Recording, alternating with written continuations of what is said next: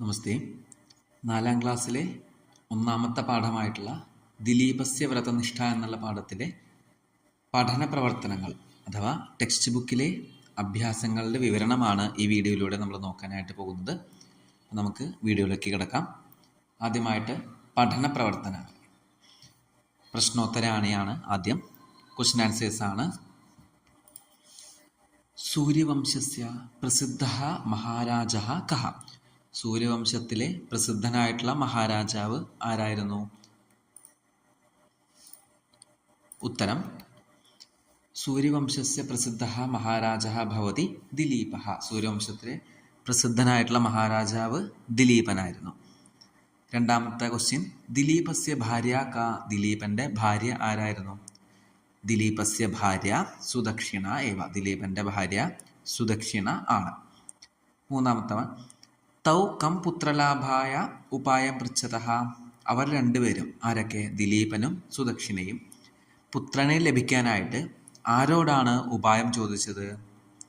ഉത്തരം: തൗ വസിഷ്ഠം പുത്രലാഭായ ഉപായം പൃച്ഛതഃ. അവർ രണ്ടുപേരും വസിഷ്ഠനോടാണ് പുത്രൻ ലഭിക്കാനായിട്ട് ഉപായം ചോദിച്ചത്.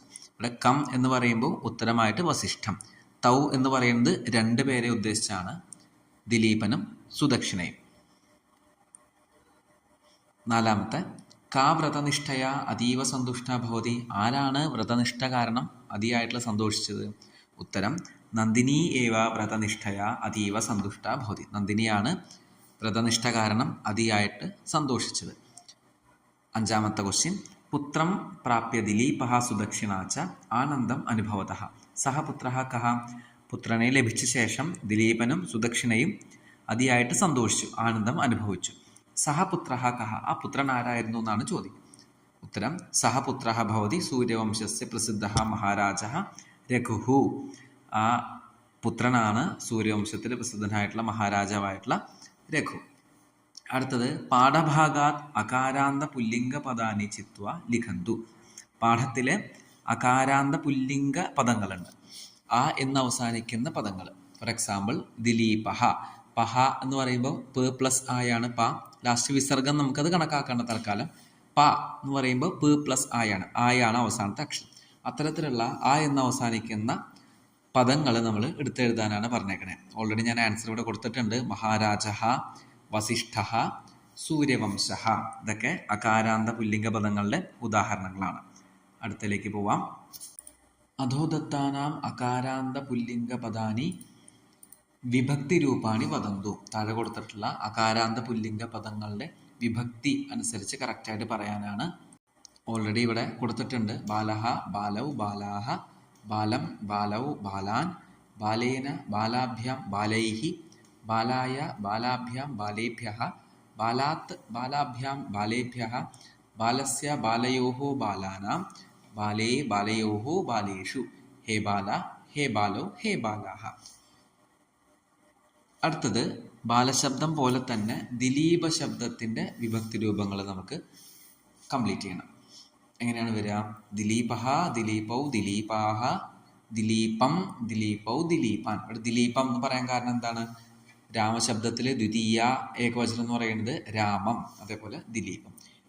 തൃതീയ ഏകവചനം ദിലീപേന, ദ്വിവചനം ദിലീപാഭ്യാം എന്നാണ്. നമുക്ക് ബാലശബ്ദത്തിൽ ബാലാഭ്യാം എന്നാണ്, ഇവിടെ ദിലീപാഭ്യാം, ദിലീപൈഹി. അപ്പോൾ ബാലശബ്ദം പഠിച്ചു കഴിഞ്ഞാൽ നമുക്ക് ദിലീപ ശബ്ദവും കംപ്ലീറ്റ് ചെയ്യാനായിട്ടും സാധിക്കും. ദിലീപായ, ദിലീപാഭ്യാം, ദിലീപേഭ്യഃ, ദിലീപാത്, ദിലീപാഭ്യാം, ദിലീപേഭ്യഃ, ദിലീപസ്യ, ദിലീപയോഃ, ദിലീപാനാം, ദിലീപേ, ദിലീപയോഃ, ദിലീപേഷു, ഹേ ദിലീപ, ഹേ ദിലീപൗ, ഹേ ദിലീപാഹ. സീതാ ഏകാ സമർത്ഥ ബാലിക അസ്തി. സാ കിം കരോതി ഇതി ചിത്രാണി ദൃഷ്ട വദന്തു. സീത ഒരു സൂത്രശാലിയായിട്ടുള്ള, സമർത്ഥയായിട്ടുള്ള, ടാലന്റഡ് ആയിട്ടുള്ള ഒരു കുട്ടിയാണ്.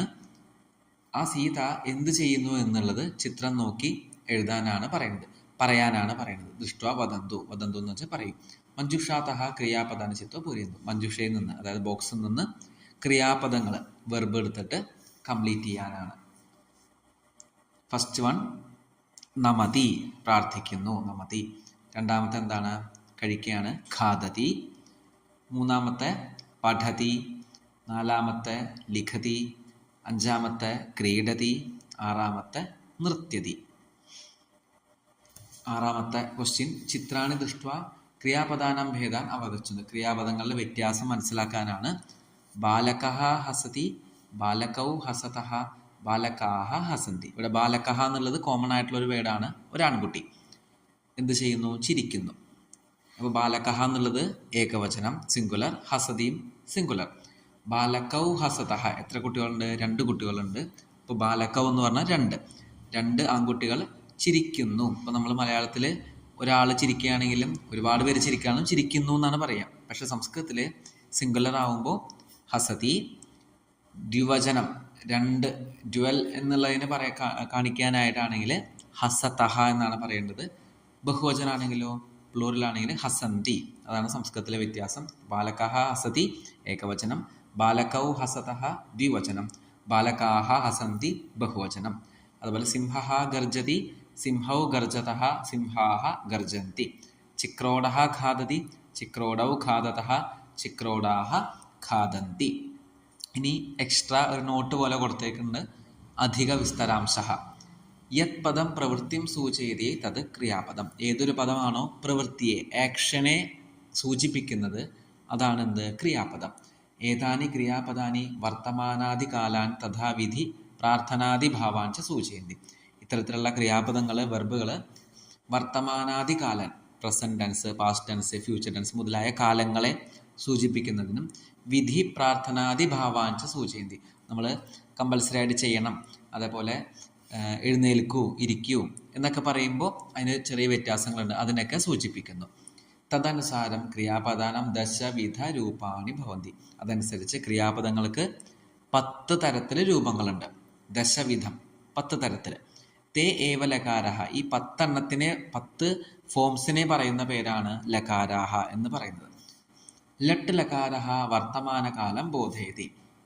അതിലെ ഒരു ലകാരമാണ് ലട്ട് എന്നുള്ള പേരുള്ള ലകാരം. ലട്ട് എല്ലാം ല വെച്ചിട്ടാണ് സ്റ്റാർട്ട് ചെയ്യുന്നത്. ലട്ട്, ലങ് അങ്ങനെയാണ് ഉള്ളത്. അപ്പോൾ ലകാരം എന്ന് പറഞ്ഞാൽ 10 എണ്ണമാണ് ഉള്ളത്. അതിൽ ഒന്നാമത്തെ ലകാരമാണ് ലട്ട് ലകാരം.